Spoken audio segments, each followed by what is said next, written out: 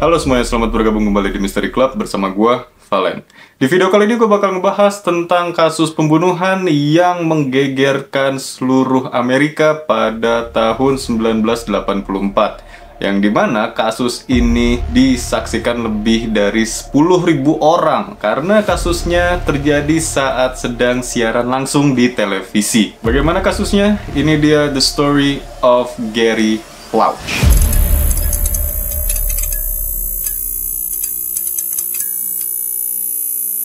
Pada tanggal 16 Maret tahun 1984 telah terjadi sebuah penembakan di Bandara Baton Rouge Metropolitan di daerah Louisiana. Dan penembakan ini disaksikan lebih dari 10.000 orang karena penembakan ini terjadi saat sedang siaran langsung di televisi. Korban dari penembakan ini bernama Jeffrey Duquette. Namun di balik kejadian yang mengerikan ini banyak sekali timbulnya pro dan kontra di masyarakat. Pasti kalian mikir kan, kok dari penembakan seseorang malah jadi ada pro ada kontra. Dan ini disaksikan oleh sekitar 10.000 masyarakat Amerika karena ini lagi nonton siaran langsung. Tiba-tiba ada penembakan. Biar lebih jelas lagi, kita harus flashback dulu sedikit ke awal mula dari kasus ini bisa terjadi. Kasus ini berawal dari seorang ayah yang bernama Gary Plautch. Gary Plautch lahir pada tanggal 10 November tahun 1945 di Baton Rouge, Louisiana. Gary menikah dengan seorang wanita yang bernama June, dan setelah menikah, June ganti nama jadi June Plautch. Dan dari pernikahan mereka dikaruniai 4 orang anak. Dari 4 anak ini ada salah satunya yang bernama Jody Plautch yang lahir pada tanggal 27 April tahun 1972. Pada tahun 1963 saat Jody berusia 10 tahun, orang tuanya itu mendaftarkan si Jody untuk ikutan les karate. Yang dimana kelas karate ini diajarkan oleh Jeffrey Duquette. Sebelum lebih lanjut lagi, gue jelasin sedikit aja tentang Jeffrey Duquette ini. Siapa ya? Jeffrey Duquette lahir pada tahun 1959 di Port Arthur di Texas. Jeffrey juga sempat bergabung dengan tentara Amerika Serikat dan kemudian mengundurkan diri. Setelah mengundurkan diri, Jeffrey memutuskan untuk menjadi seorang guru karate atau instruktur karate di daerah Baton Rouge di Louisiana. Untuk informasi tentang Jeffrey Duquette ini nggak terlalu banyak, jadi kalau kalian bisa nemuin informasi tambahan tentang Jeffrey Duquette, kalian bisa tambahin di kolom komentar di bawah ya. Gary sangat mempercayai Jeffrey ini adalah guru karate yang sangat baik karena dia bisa dibilang cukup terkenal di daerah Baton Rouge dengan kelas karatenya ini. Selain itu, Gary juga seringkali melihat anak-anaknya yang les karate di tempatnya si Jeffrey Duquette ini, itu mereka sering ikutan turnamen, mereka sering ikutan perlombaan, dan mereka tuh sering menang gitu. Jadi mereka sering pulang bawa piala. Dan dari hal ini Gary tambah percaya lagi kalau Jeffrey ini memang guru karate yang bukan main-main gitu. Emang dia top lah. Selain mempercayai Jeffrey sebagai guru karate yang baik, Gary juga merasa nyaman dengan Jeffrey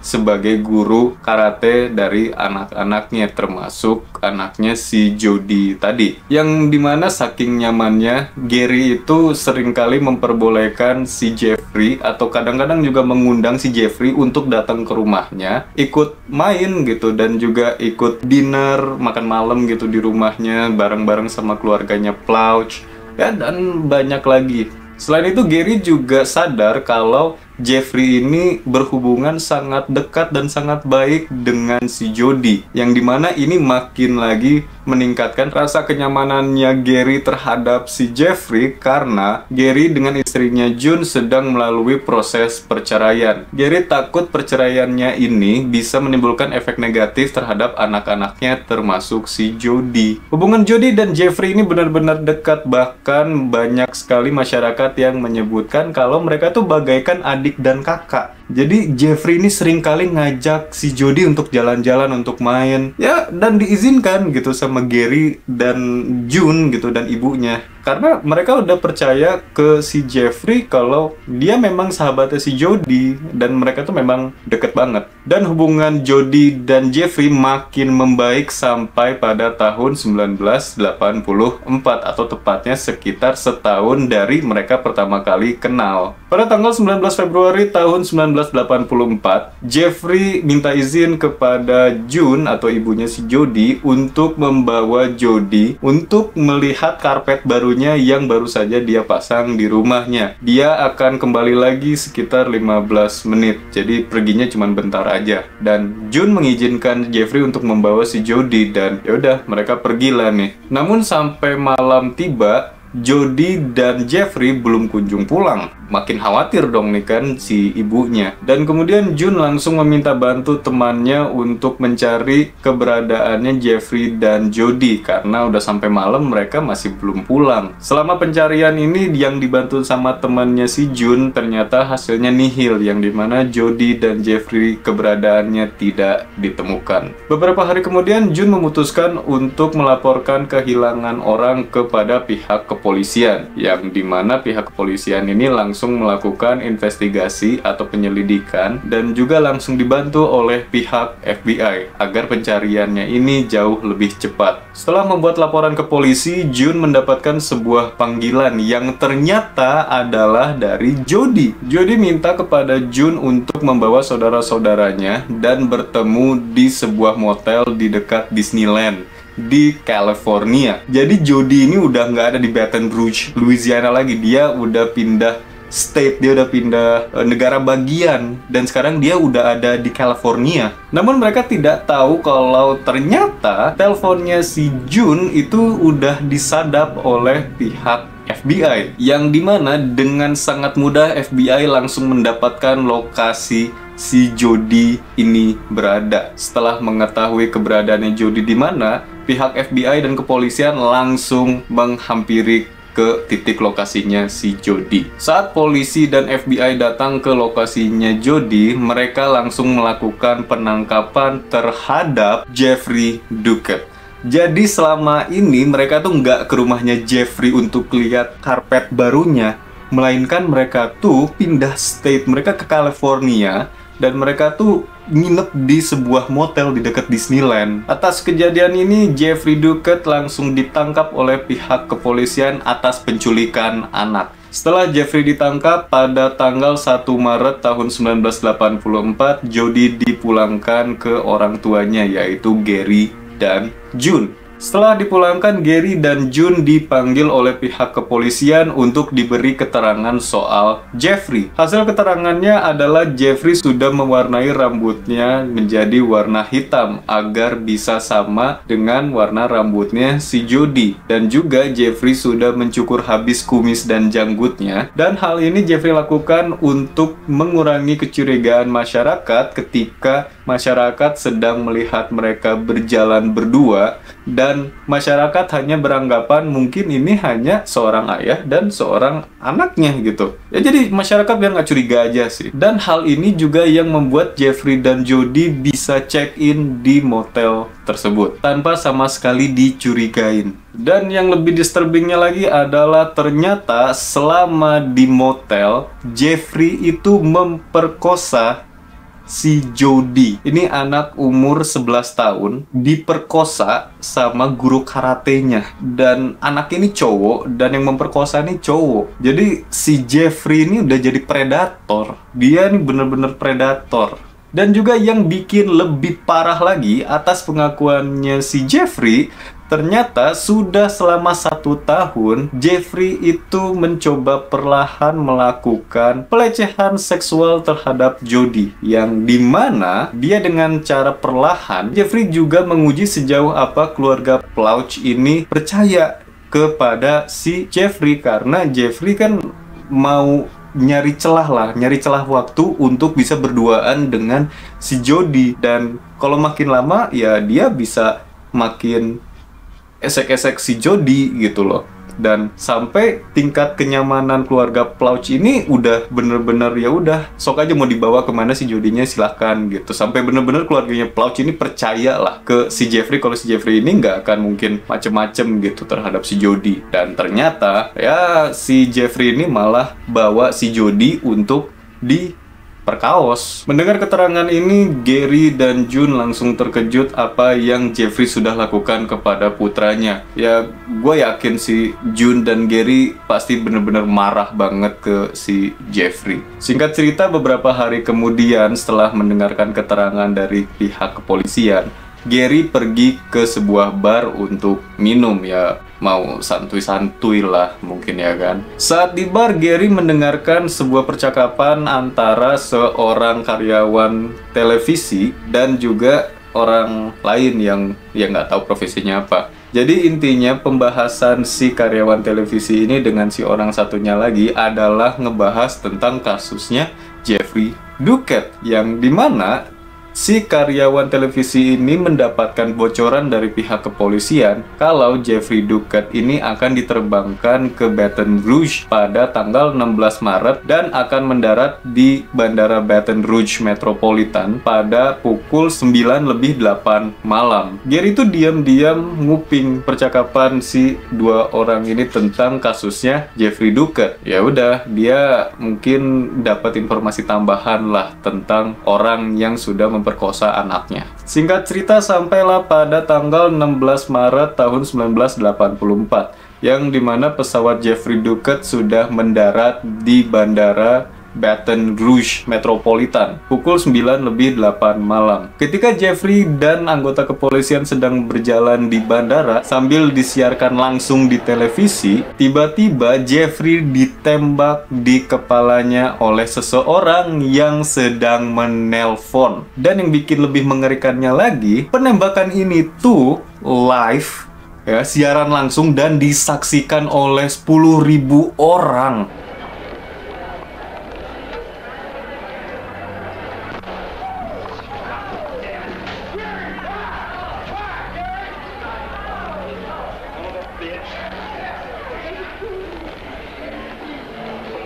Setelah penembakan itu, pihak polisian langsung melakukan penahanan terhadap si orang yang menembak Jeffrey Duquette ini, atau si orang yang lagi nelpon ini nih. Dan ternyata si orang yang lagi nelpon ini atau orang yang menembak Jeffrey Duquette adalah Gary Plauch. Yes, Gary Plauch, si ayah dari Jodi Plauch atau korbannya si Jeffrey Duquette. Yang dimana Jeffrey kan memperkosa Jodi nih. Nah, ayahnya yang nembak si Jeffrey. Si Gary ini yang nembak si Jeffrey. Ketika Gary lagi disergap sama pihak kepolisian, ada beberapa polisi yang berteriak, "Kenapa, Gary? Kenapa?"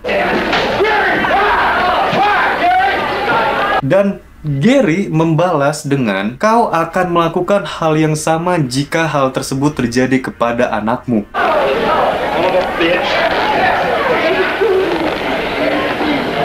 Dan dia menjawabnya sambil menangis. Gary menembak Jeffrey menggunakan pistol 38 snub nose revolver yang dia sembunyikan di sepatu bootnya. Dan dari penembakan ini, Jeffrey Duquette koma dan kemudian meninggal keesokan harinya. Dan dia meninggal di usianya yang ke-25 tahun. Atas tindakannya, Gary diproses secara hukum. Dan pada saat persidangannya, Gary juga sempat ditanya beberapa pertanyaan, yang dimana salah satunya, apakah Gary menyesal melakukan hal tersebut? Dan Gary menjawab, tidak sama sekali menyesal. Dan dia juga mengatakan, apa yang tidak akan aku lakukan untuk orang yang aku cintai. Atas tindakannya ini, Gary didakwa pembunuhan tingkat kedua dengan hukuman penjara selama 5 tahun saja dan juga layanan masyarakat selama 300 jam. Dari kasus ini banyak sekali yang pro ke si Gary karena Gary bisa dibilang menjadi salah satu pahlawan yang berhasil membunuh seorang predator seks. Dan ternyata dari banyak yang pro ke si Gary, ada satu orang yang kontra ke Gary. Orang ini siapa? Orang ini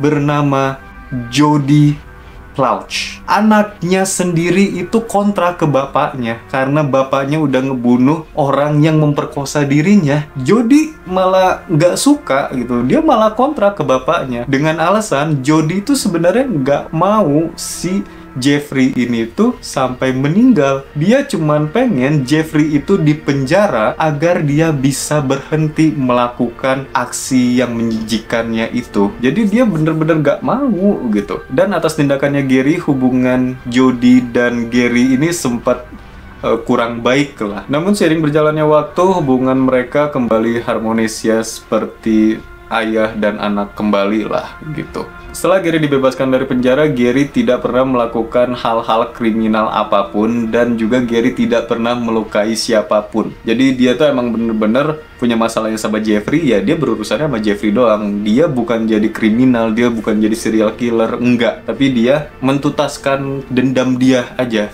gitu. Gary Plauch meninggal pada tanggal 20 Oktober tahun 2014 di usianya yang ke-68 tahun disebabkan oleh stroke. Jody Plauch itu masih hidup hingga hari ini, dia masih ada dan dia sekarang berusia 51 tahun. Dan juga Jody sempat merilis sebuah buku yang berjudul Why Gary Why, yang menceritakan tentang kejadian atau kasus ini secara mendetail. Oke, mungkin segitu aja kasusnya dari kisahnya Gary Plauch. Dan sekarang kalau menurut cocok logi dari gua. Oke, kalau menurut gua kayak gini. Gua ayah nih kan, gua bapak lah istilahnya ya. Kalau anak gua digituin, mungkin saja gue bakal ngelakuin hal yang sama. Karena mikirnya kalau udah hal kayak gini nih, ini traumatise-nya udah kelewatan. Dan apa yang dilakukan oleh Jeffrey ini udah kelewatan banget. Gue sebagai ayah, gue akan marah besar. Dan gimana ya, mungkin istilahnya gelap mata gitu ya. Kalau ya mungkin kalau Gary udah bener-bener sampai gelap mata banget gitu. Dia melakukan pembunuhan, apalagi di siaran langsung gitu, di live television gitu. Dia nembak si Jeffrey-nya gitu. Tapi gue ngerti posisinya Gary itu gimana gitu. Tapi gue nggak bisa ngebayangin seberapa